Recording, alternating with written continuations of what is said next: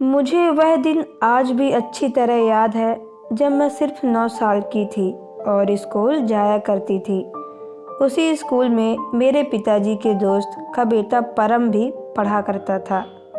मेरे पिता और परम के पिता की हमेशा से ख्वाहिश थी कि बच्चों के बड़े होने पर हम अपनी दोस्ती को रिश्तेदारी में बदलेंगे। ये बात मैं और परम भी खूब अच्छी तरह से जानते थे, लेकिन उस वक्त शादी करना हमारे लिए सिर्फ एक गुड्डे गुड़ियों का खेल था। एक दिन मेरे पिताजी किसी काम के सिलसिले से शहर गए हुए थे कि वापस लौटते वक्त अचानक उनकी एक ट्रक से टक्कर हुई और मौके पर ही इस दुनिया से अलविदा हो गए। मेरी माँ इस सदमे को बर्दाश्त न कर पा सकी और पिताजी को गुजर जाने के कुछ दिन बाद वो भी अपने ससुराल के घर छोड़कर मुझे लेकर अपने मायके चली आई। अब गर्मियों की छुट्टियों में ही मेरी माँ मुझे अपने ससुराल घुमाने ले जाती और खैर वक्त इसी तरह लगातार उड़ता रहा। मैं और परम जवान हो गए। अब वह भी मेरा उससे सामना होता तो उसे देखकर नज़रें झुका लेती। वह बहुत खूबसूरत नौजवान का रूप धर चुका था। मैं उससे अब शर्माने लगी थी। परम के पिता गांव में एक ईंट भट्टे पर मुनीमगिरी का काम करते थे और पास में थोड़ी सी ज़मीन भी थी। थोड़ा बहुत गुजारा उससे भी हो जाता था। खेतीबाड़ी में परम को अक्सर पिता का हाथ बटाना पड़ता था, लेकिन घर के हालात बहुत ज़्यादा ख़राब थे, जिसके चलते वो 10वीं क्लास से ज़्यादा ना पढ़ सका। उसने पढ़ाई बीच में ही छोड़ दी और शहर आकर एक फैक्ट्री में नौकरी करने लगा। 2 साल तक वो मुझे कहीं दिखाई ना दिया। फिर एक दिन अचानक हमारे घर आया तो मम्मी ने बहुत खुशी से उसका स्वागत किया और खूब आवभगत की। मैं उसको देखकर खुशी से फूली ना समा रही थी, जैसे बरसों का इंतजार अब खत्म हो गया। मम्मी ने मुझे खाना पकाने को कहा और खुद बातें करने लगी।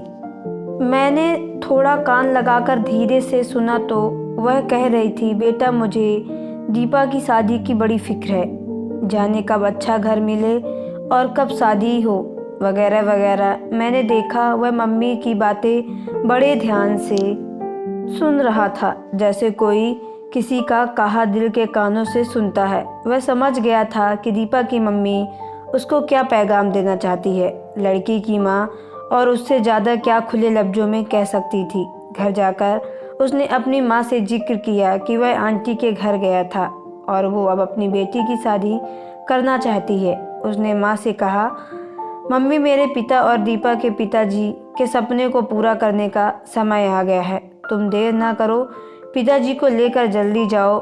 मेरी और दीपा की शादी की बात पूरी तरह से पक्की कर लो। जब परम की मम्मी ने बेटे के मुंह से ये शब्द सुने तो वह आग बबूला हो गई। बोली, हरगिज़ नहीं, मुझे और तेरे पिताजी को ना तो वो मेरी आंटी पसंद है और ना ही उसकी बेटी दीपा। क्या फ़ायदा होगा, वहाँ शादी करा के उसका बाप भी इस दुनिया में नहीं है, बस खाली पीली आकर बैठ जाएगी। अपनी भतीजी नेहा से कराऊंगी। नेहा परम को बिल्कुल भी पसंद ना थी, लेकिन माँ के गुस्से को देखकर खामोश हो गया और कुछ दिन माँ के पास रहकर वापस शहर अपनी नौकरी पर आ गया। जब परम की माँ हमारे घर काफ़ी दिन आई तो एक दिन मम्मी खुद ही उसके घर चली गई और पूछा कि क्या तुम अपने बेटे का रिश्ता मेरी बेटी दीपा से करोगे? मुझे अब अपनी बेटी की शादी करनी है। मेरी बिटिया अब बड़ी हो गई है। मैं सोच रही थी कि जल्द से जल्द बेटी का अपने घर बार की जाए तो मैं चैन से सांस लूं। मम्मी की बात सुनकर परम की माँ के माथे पर बल पड़ गए। कहने लगी, तुम अपनी बेटी की शादी कहीं और करा दो। मैं अपने बेटे परम की शादी अपनी भतीजी से कराऊंगी। तुम इधर की आस मत रखना, बिना वजह अपना वक्त बर्बाद करोगी। मायूस होकर मम्मी वापस लौट आई। परम की माँ का ऐसा जवाब होगा मेरी मम्मी ने कभी सोचा न था। परम की मम्मी से टका सा जवाब सुनकर मेरी मम्मी ने फौरन दूसरे रिश्ते की तलाश शुरू कर दी। जल्द ही मम्मी को मेरे लिए एक रिश्ता मिल गया और उन्होंने शादी की तारीख तय कर दी। पल भर में तारीख तय हुई, फिर चट मंगनी और फिर ब्याह हो गया। शादी के रोज में इतना रोई कि बेहोश हो गई। मुझे खबर ना रही कि मेरी शादी हो रही है। इसी हाल में एक बेजान मूर्ति की तरह सजा सवार कर मुझे विदा कर दिया गया। इत्तेफाक से जिस लड़के से मेरी शादी हुई वह उसी फैक्ट्री में मैनेजर की पोस्ट में था जहां एक छोटे से वर्कर की हैसियत से परम काम कर रहा था। परम को खबर ना थी कि मेरे पति देव भी इस फैक्ट्री में काम करते हैं। मैं उसको नहीं पहचानता था क्योंकि कभी आमना सामना ही नहीं हुआ था। एक दिन मैं अपने पति के साथ फैक्ट्री के करीब एक दुकान पर गई। जब हम दुकान से बाहर निकले तो अचानक मेरी नज़र परम पर पड़ी। तुरंत ही उसकी नज़र भी मुझ पर पड़ गई। वह रोड के पार चाय की एक छोटी सी टपरी पर चाय पी रहा था। उसने मुझे देखकर तुरंत नज़र फेर ली, लेकिन मैं हैरान और गुमसुम होकर उसको देखती रही कि मेरे पति। राकेश ने सवाल किया, क्या देख रही हो? मैंने कहा, है मेरे पिताजी और इसके पिताजी बहुत सच्चे और पक्के दोस्त हुआ करते थे। यह सुनकर राकेश उसके पास गए। हालचाल पूछने के बाद उसे अपने घर आने को कहा। हमारा घर फैक्ट्री के नज़दीक ही था, लिहाजा वह अब उसको साथ ही ले गए। मुझे कहा कि खाना बनाओ, तुम्हारा अजीज हमारे घर आया है। मैं किचन में जाकर खाना बनाने लगी। दिल में खुश भी थी कि मेरे पति न मेरे जानने वाले को इतनी इज्जत दी, लेकिन थोड़ा उदास भी थी। इतने दिनों बाद अपने मन चाहे इंसान को देखा था। परम और राकेश दोस्ताना अंदाज में बातें कर रहे थे। खाना तैयार हो गया, मैंने खाना लगा दिया। दोनों ने खाना खाया और फिर परम दोबारा आने का वादा करके चला गया। अब मुझे उसका इंतज़ार रहने लगा। एक रोज़ यूं ही मैं खामोश अपने ख्यालों में गुम बैठी थी। राकेश ने मुझे आवाज़ लगाई, लेकिन मैं ना सुन पाई। जब जवाब ना मिला तो उसने चीख कर कहा, किसके ख्यालों में खोई हो? इसके दुनिया में हो ही नहीं। मुझे जवाब क्यों नहीं दे रही? घबरा कर मैं राकेश की तरफ देखी। उसकी निगाहें खुश नहीं थी। मेरी इस हरकत पर वह बहुत गुस्सा हो चुका था। बहरहाल फिर बात आई कि लेकिन इस वाक्य के 2 हफ्ते बाद एक दिन राकेश छुट्टी के वक्त घर आए तो परम भी उनके साथ ही आ गया। अचानक परम को सामने देखकर मेरी आंखों में खुशी की चमक आ गई। राकेश ने महसूस कर लिया कि परम के आने से मुझे दिली खुशी मिलती है। बस यही वह खतरनाक लम्हा था जो मेरे जीवन साथी ने पकड़ लिया। यह लम्हा नुकीले कांटे की तरह उसके दिल में चुभ कर रहा था। अब वह रोज किसी न किसी बहाने से परम का जिक्र निकाल देता और फिर सवाल करता, सच कहो, शादी से पहले तुम किसी से प्यार तो नहीं करती थी? क्या कभी किसी का ख्याल दिल में बसाया था? बस ऐसी ही बातें कर उसके मुंह से खुद को एक दिमागी मरीज बना दिया। मैं उस दिन को कोसने लगी जब अचानक परम का हमारा सामना हुआ था और राकेश उसको घर लाए थे। अगर ऐसा ना होता तो मेरी अच्छी भली परसुकून ज़िंदगी को घुन-सा लगते बुरे दिनों का आना होता है तो आ जाते, कोई उनको रोक नहीं सकता। एक दिन राकेश ने मुझसे किसी बात पर चिढ़कर मुझे थप्पड़ मार दिया और खुद घर से चला गया। मैं गुमसुम बैठी थी कि उसी वक्त अचानक से परम आ गया तो आते ही राकेश के बारे में पूछने लगा। मैंने नज़रें उठा के देखा, लेकिन ना जाने कैसे मेरे आंसू गिरने लगे। वह घबरा गया। पूछा, तुमको क्या हुआ है? क्यों रो रही हो? कुछ नहीं, मैंने जवाब दिया। बस यूं ही मम्मी की याद आ रही थी। वह जिद करने लगा, सच बता दो क्या बात है? इतने से मेरी सास कमरे से बाहर आई। परम को देखा तो हम दोनों का एक शक की निगाहों से देखने लगी और फिर हम दोनों को खूब बातें सुना दी। मेरी सास की ये बात सुनकर परम घबरा गया और उल्टे कदमों से लौट गया। उस दिन के बाद मेरा मन कुछ अजीब अजीब सा रहने लगा। अब किसी पल भी चैन नहीं आता। सोचती थी कि आखिर मेरा क्या कसूर है जिसकी मुझे ये सज़ा मिल रही है। बेशक मैं परम से मोहब्बत करती थी, वह भी मुझको पसंद करता था, मगर हमारा यह रिश्ता और ताल्लुक बिल्कुल पाक व साफ था। सोचती थी काश परम की मम्मी उस वक्त मेरी शादी परम से हो जाने की दे देती। आज मुझे सारे जहां की खुशी मिल जाती, मगर उस औरत की जिद ने हम 2 दिलों की खुशियों को घुन लगा दिया था। अब शादीशुदा थी, मजबूर थी, लेकिन अपने घर को किसी तौर पर बर्बाद नहीं करना चाहती थी। तभी सोचती थी कि परम को मना कर दूं कि वह हमारे घर ना आया करे। उसका आना अब मेरे लिए सख्त नुकसान और बर्बादी का कारण भी बन चुका था। परम भी उन दिनों कुछ बेचैन सा था। मुझे रोता देखकर वह परेशान रहने लगा था। तभी एक दिन दोबारा उस वक्त आया जब राकेश फैक्ट्री में काम में बिजी था। उस दिन राकेश ने मुझे बहुत मारा था और मेरे गले में कपड़ों की बैठी चूल्हे की राख सुरेख रख दी थी। अचानक परम को देखकर खुद को आंसू न रोक पाई, बल्कि फूट फूट कर रोने लगी। वह और परेशान हुआ, पूछने लगा, सच बताओ क्या बात है? उस रोज भी आया तो तुम रो रही थी, और आज भी आखिर मामला क्या है? मैंने बताया कि राकेश और उसकी माँ मुझ पर शक करने लगी है, बात पे बात उल्टी सीधी बात करती हैं और मेरे साथ बहुत बुरा सलूक करती हैं। परम पास पड़ी चारपाई पर बैठ गया और बोला कि तुम राकेश से तलाक ले लो। ऐसी दर्द भरी जिंदगी गुजारने का क्या फ़ायदा है? भगवान के लिए तुम चले जाओ। परम, मैंने हाथ जोड़ दिए।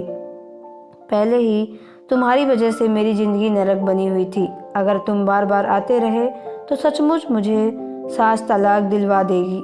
उसको तुम्हारा यह आना बिल्कुल भी पसंद नहीं है। कहने लगा, अगर यह जालिम लोग तुम्हें मारते हैं तो और बिना किसी कसूर के तलाक देते हैं तो दे दो, मैं तुम्हें अपना लूँगा। वे बेफिक्र रहे जुल्म सहने से बेहतर है कि तुम इनसे जान छुड़ा लो। तभी ये बातें हो रही थी कि अचानक राकेश आ गया और उसने परम से ये सारे शब्द सुन लिए कि वो पूरी तरह से गुस्से में आ गया। उसने कहा, परम, तुम्हें मालूम था कि इस वक्त मैं ड्यूटी पर था। मेरी गैर मौजूदगी में तुमने यहाँ आने की ज़रूरत कैसे की? इतना कहते हुए राकेश ने पास खड़ी हुई लाठी को उठा लिया और मुझे अंधाधुंध पीटने लगा। बोला, असल में तुम ही इसके साथ मिली हुई थी। मेरे गैर मौजूदगी में अपने आशिक को बुलाती हो। आज मैं तुम्हें सख्त कर दूंगा। यह कहकर उसने लाठी को छोड़कर छुरी उठा ली। उससे पहले कि राकेश मुझ पर छुरी से वार करता, परम ने उसकी कलाई पकड़ के हाथ मरोड़ दी और छुरी जमीन पर गिर गई। तब मुझे राकेश बेतहाशा लातों से मारने लगा। उसने दोबारा छुरी उठाना चाही, मगर परम ने उसको इरादों से नाकामयाब बना दिया। छुरी की झीना झपटी पे राकेश ने परम पर छुरी का वार कर दिया, लेकिन खुद का बचाव करते करते अचानक छुरी राकेश की छाती पर लग गई और सीधा दिल के अंदर उतर गई। यह इतना भारी वार था कि राकेश तुरंत जमीन पर गिर गया। यह भयानक मंजर देखकर मेरी आंखों के आगे अंधेरा छा गया। परम भी भाग निकलने की बजाय चारपाई पर बैठकर हाँफने लगा। मेरी सास ने शोर मचाकर सारे मोहल्ले वालों को इकट्ठा कर लिया कि लोग परम को पकड़कर थाने ले गए। वहाँ उसने सारी बात बताकर जुर्म कबूल कर लिया और उसने हलावत में भेज दिया गया। फिर मुकदमा चला और उसने उम्र कैद की सज़ा हो गई, जबकि मेरी माँ की भाग दौड़ और अच्छे वकील की पैरवी से मैं सज़ा में बच गई और बाइज्जत बरी हो गई। मेरी माँ मुझे अपने साथ ले गई। सास ने मुझ पर परम के साथ मिलकर कत्ल का मुकदमा करा दिया, मगर तहकीकात करने के बाद साबित हो गया कि यह सब इत्तेफाक था और मेरा इसमें कल में कोई हाथ नहीं था। परम जब जेल की सलाखों के पीछे था और इधर से मैं भी हर वक्त गुमसुम सी रहने लगी। राकेश के इस दुनिया से गुजर जाने से 2 महीने पहले ही उम्मीद सी हो गई थी। कुछ महीने बाद मैंने एक खूबसूरत बेटे को जन्म दिया और बहुत मुश्किलों से जद्दोजहद उसकी परवरिश करने लगी। जब मेरा बेटा 8 साल का था, परम की बाकी की सज़ा उसकी अच्छाई को जानकर माफ़ कर दी गई। जैसे ही परम जेल से बाहर आया तो उसने मुझसे शादी की पेशकश की, मगर मैंने उसके पेशकश को रद्द कर दिया। मैं नहीं चाहती थी कि जो इल्ज़ाम सही नहीं था लोग उसको सही समझने। बाद में सब यकीनन मेरे बेटे से यही कहते कि मैं परम की शादी की खातिर अपने पति को कत्ल कराया और अब अपनी आरजू पूरी कर ली। इस तरह मेरा बेटा मुझे हमेशा गलत और जानकर कभी माफ़ नहीं कर पाता। मैं ममता की लाज रखने की खातिर यह कुर्बानी इसलिए दी कि मैं माँ की मोहब्बत के रुतबे से नहीं गिरना चाहती थी। मैं चाहती थी चाहे सारी दुनिया की नज़रों में गिर जाऊं, मगर मेरा बेटा मुझे अपने बाप का कातिल ना समझे और मैं अपने बेटे की नज़रों से ना गिर जाऊं। आज यह कुर्बानी रंग लाई और मेरा बेटा मुझे इज्जत के साथ माँ कहकर पुकारता तो मेरा दिल ठंडा हो जाता। एक माँ को भला उससे ज़्यादा क्या चाहिए। मैं सभी माँ बाप से सिर्फ इतना कहना चाहूँगी, अक्सर बच्चे मोहब्बत 2 तरह की करते हैं। एक मोहब्बत वह होती है जिसमें लड़का ना तो जात देखते हैं ना ही अच्छा खानदान देखते हैं, बस इश्क का भूत सर पर चढ़ जाता है। गैर बिरादरी में मोहब्बत करने या उस किसी बुरे आवारा लड़के या लड़की से मोहब्बत करने पर माँ बाप बच्चों को खूब मारते पीटते हैं और आखिर में अक्सर उसका नतीजा यह निकलता है कि बच्चे घर वालों की इज्जत को दांव पर लाकर घर से भाग जाते हैं। लेकिन इसमें अक्सर माँ बाप की कोई गलती नहीं होती। वैसे भी माँ बाप बच्चों को ध्यान कहाँ रख सकते हैं। और दूसरी मोहब्बत वो होती है जिसमें अपनी ही बिरादरी में लड़का हो और लड़की किसी को कामयाब और अच्छा जानकर पसंद कर लेते हैं और घर वालों की मर्जी जानकर पूरी ज़िंदगी एक साथ बिताने की ही सोचते हैं। लेकिन सब कुछ अच्छा जानने के बावजूद भी माँ बाप अपनी जिद के आगे बच्चों को झुकने को मजबूर कर देते हैं। मैं भी सभी से कहती हूँ और ये मेरा तजुर्बा भी है कि ऐसे रिश्ते को माँ बाप को कबूल कर लेना चाहिए और दोनों प्यार करने वालों को शादी करा देना चाहिए। ऐसा न करने से रिजल्ट आपके सामने है। अगर मेरी ये परम की शादी घर वालों पहले ही करा देते तो आज ये दिन ना देखना पड़ता। मैं ये नहीं कहती कि सभी माँ बाप का फैसला गलत होता है। दोस्तों, आपको ये स्टोरी कैसी लगी कमेंट बॉक्स पे ज़रूर बताएं। अगर आप मेरे चैनल पर नए हो तो चैनल को सब्सक्राइब करके बेल आइकन को प्रेस कर लें ताकि आने वाली वीडियो का नोटिफिकेशन आपके मोबाइल पे सबसे पहले पहुंचे। तो चलिए मिलते हैं नेक्स्ट वीडियो पे। Okay bye, take care.